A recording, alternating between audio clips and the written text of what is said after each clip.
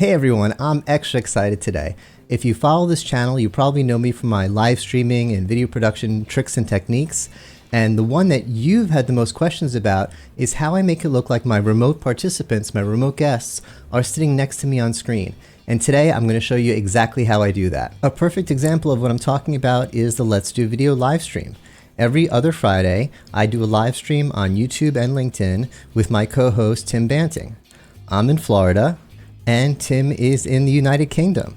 And yet, it looks like we're sitting together in the same boardroom. What really makes this work is that Tim and I are both seeing everything that happens in real time. If I put something up on the screen behind us, if anything happens, we can both react to it naturally. I think this makes far more compelling content than if we just recorded ourselves in front of a green screen and if I added everything in post-production.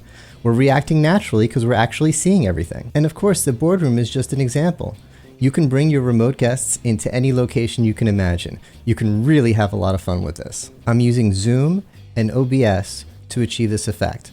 Before I show you how I do it, let me explain why I'm using those two products. If you're a streamer, you're probably wondering, why Zoom? Why not some streamer tool that's designed to work with OBS? Well, if I was just doing the show with Tim, I might use one of those third-party tools, train Tim on it, and optimize it for my OBS setup. But I do this with a lot of people. I don't just do it with live streams, I do it with recorded shows. For the reasons I explained before, it gives that natural reaction. We can see each other sitting next to each other. It's a nice dynamic. And I don't have to do any post-production. I just record it and I'm done. And what's great about it is I can do a lot of these with a lot of guests. And if I use a third-party tool, I have to send them instructions. They say, what is this? Do I have to create an account? I have to sometimes get on the phone with them and walk them through it. I've been down this road, I tried it. And if I send someone a Zoom link, they say, great, I'll see you at the show. And you can do this technique. I've done this technique with Teams, WebEx, or any mainstream video meeting service. Zoom just my go-to because I just got used to its workflow a long time ago. So that's why I use Zoom for the remote video part of this. But why do I use OBS for the streaming recording part of it? Well, I started using OBS for the same reason that everyone starts using OBS. I was dabbling in streaming, and it's free, and it's what everyone seems to be using. The reason I'm still using OBS after 10 years and after trying every alternative is because I have, 10 years of development into it, and because of its power and flexibility. Any other solution, you're limited to the features that are available in that solution. With OBS, you can come up with your own ideas and make them work. I had the idea of having an alpha wipe, which is easy to do in post-production, but I've never seen anyone else do it live. I came up with a way to make it work. I talked to a plugin developer, and he wrote a plugin, and now it is part of OBS. And of course, if you could make something disappear, you could make it appear. This was not possible in live streaming a few months ago, but now with OBS, it's possible. So OBS basically is just, it's unlimited. Well, the only limit is your imagination. All right, so let me show you how I do it. Now, I'm assuming you know the basics of OBS, what a scene is, what a source is, what the virtual camera is. If not, I'll put some links below to some beginner tutorials. So let's jump in. Okay, so I've set up this OBS for our demo with 10 scenes. Let me explain what they are. The first 5 scenes are what I call live scenes. Scenes that I would use in production, and I have just different backgrounds in them. This is my office, this is the office, this is my movie scene. I love putting things on the screen behind me.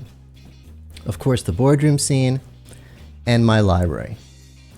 And then the next 5 scenes are my nested scenes. So let me take a second to explain what nested scenes are. Nested scenes, kind of like what they sound like, they're scenes that I put within other scenes. And that'll make sense as I show you how it's used. But I never actually click on a nested scene when I'm live or when I'm recording. That's why I label them that way. So I could remember that this is a working scene, an inner scene, a nested scene. And so I remember not to click on it when I'm in production. So before I add my guest to my scene, I'm going to add myself to my scene. I want to show you how I do that because I have a best practice for doing it. And the way I add myself to the scenes is the same method I'm going to be using to add my guests to the scenes. And that method is using the nested scenes. I'm going to show you how I do it, and then I think it'll make sense why I do it. So let's go to our first nested scene, which is nested-me. And there you go. I have one source in there, which is my camera. And The only thing I've done, you can see I've cropped it a little bit. I've resized it and cropped it to get the area outside of the green screen. And so I have to apply my filter, and this is important. I don't apply the filter to the source. I apply the filter to the scene, the nested-me. Let's go to filters. I've already set it up. We're not going to do a tutorial now on setting up your chroma. Turn on my chroma, and now I have a transparent background. And the reason I applied that filter to the scene is that now my source is still clean. If I want to use that source elsewhere without the filter on it for whatever reason, I can do that. So now let's go back to our main scene, and I'm going to add another source. In this scene, I have two sources so far. I have my logo, and I have the background itself. So I'm going to add scene. I can add a scene as a source, a scene to this scene, and I'm adding nested me. And there I am. It's that simple. Just lock it to get rid of the red lines. I want to be, there we go. I want to make sure I'm in front of this logo. So that's set up correctly. We're done. Now to make things easy, I can right click on that source, copy it, and let's add it to the other scenes. We'll paste it here. And what I'm going to do here is I'm going to resize myself and put myself behind the desk. There we go. And once I lock it to get rid of the sizing lines, here I am, Dunder Mifflin, happy to help you. Now let's put it in the movies. Here I usually just sort of put it here so that way I'm playing something behind me, I can look up at it. The boardroom. Put myself, I'm not going to worry too much about making it perfect here, but behind the table. And the library behind the desk at the library. Do you have your library card? Have you paid your fines?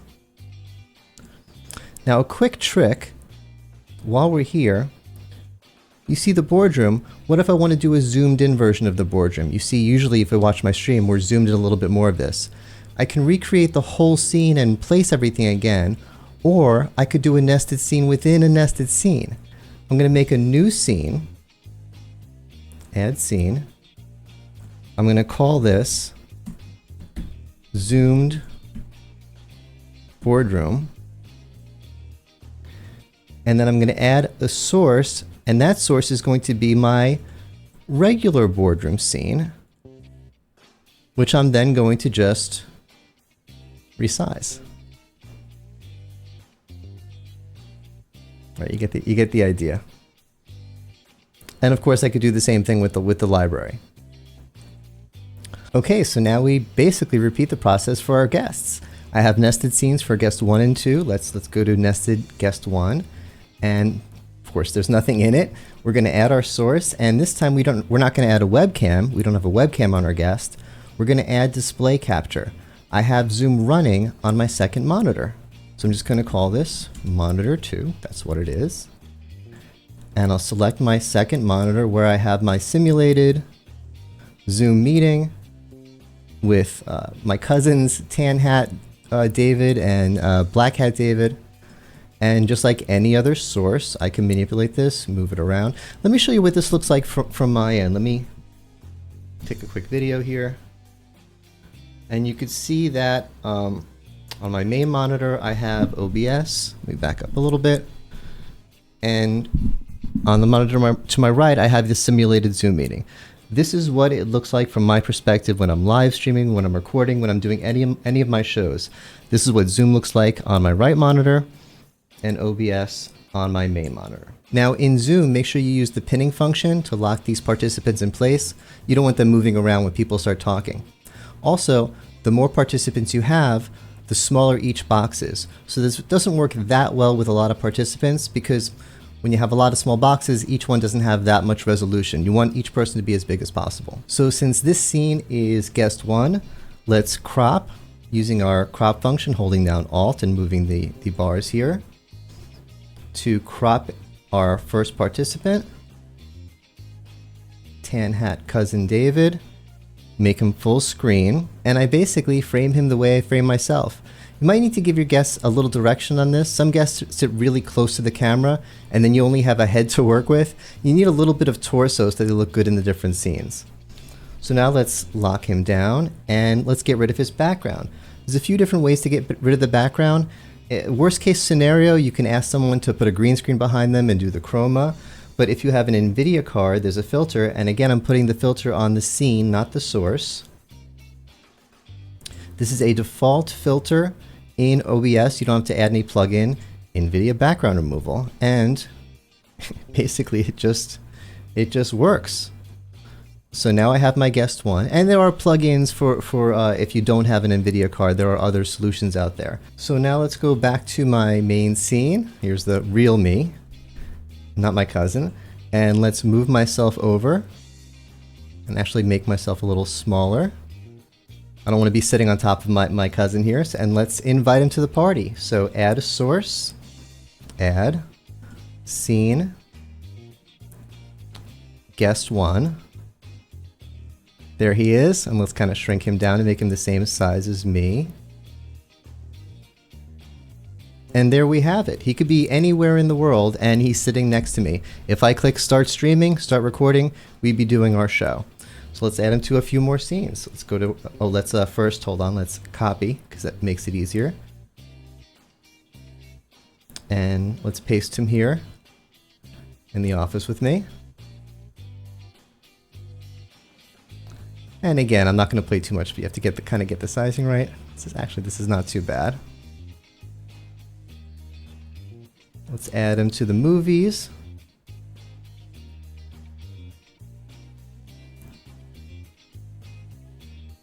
So, Cousin David, what do you think about this movie? Isn't it amazing? And we don't have to go through them all. I'll just do one more, because I want to show you that when I add him to the boardroom, this is one of the things that's great about nested scenes. Let's get it kind of close to right. Not perfect, but now when I go to Zoom boardroom, he's there with me in Zoom boardroom. I didn't have to add him to all the places. I just had to add him to the one, and he's in the Zoom version of it as well. Hey, don't look so excited to be here. All right, now let's do the same thing with our guest 2. Let me go back to the guest 1 scene and copy the monitor 2. Go to nested guest 2, paste it, and just recrop it.